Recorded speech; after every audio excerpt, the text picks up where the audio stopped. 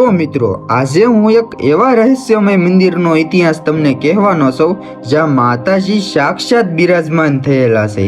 તો હું વાત કરી રહ્યો છું ભાવનગર જિલ્લાના સિહોર તાલુકાની। મિત્રો અત્યાર સુધીમાં સિહોર ગામનું નામ 4 વખત બદલાયેલું છે।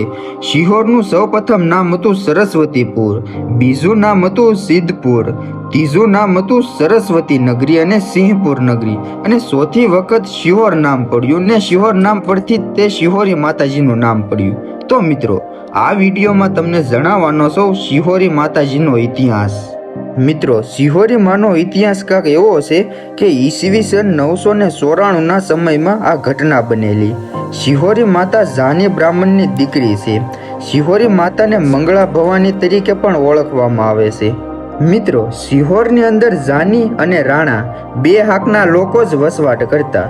એક દિવસ સવારમાં માતાજી તેના ઘરે સાસ વલોણતા હતા ને 7 ચેરીના સોરે જુવાનિયા છોકરા બેઠા હતા ને માતાજીનું રૂપ એવું હતું કે એનું કેશ બાણ છૂટી ગયું। મિત્રો કેશ બાણ એટલે માથાના વાળ। માતાજીના માથાના વાળ છૂટી ગયા।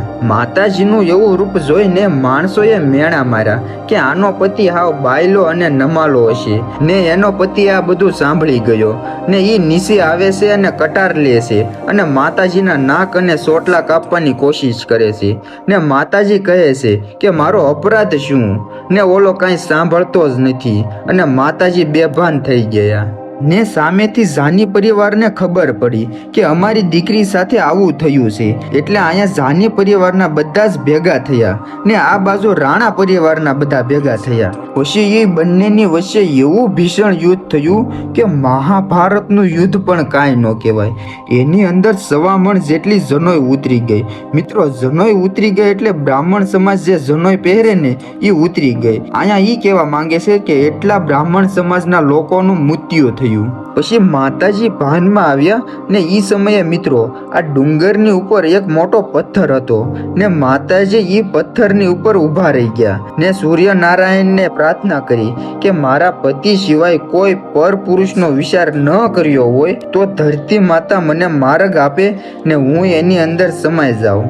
મિત્રો એ સમયની અંદર શિલા ફાટી ને માતાજી એ પથ્થરમાં જ સમાઈ ગયા। તો મિત્રો આ રીતના ક્યાંક હતો સિહોરી માતાજીનો રહસ્યમય ઇતિહાસ।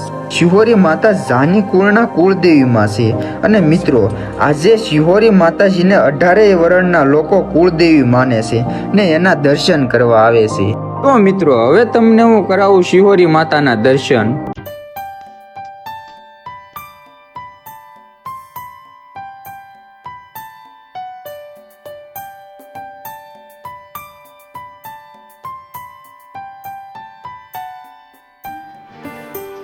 તો મિત્રો સૌ પ્રથમ પેલા ખેતરપાળ દાદાનું મંદિર આવેલું છે તો ચાલો તમને ખેતરપાળ દાદાના દર્શન કરાવું। તો હવે કરશું આપણે સિહોરી માતાજીના દર્શન।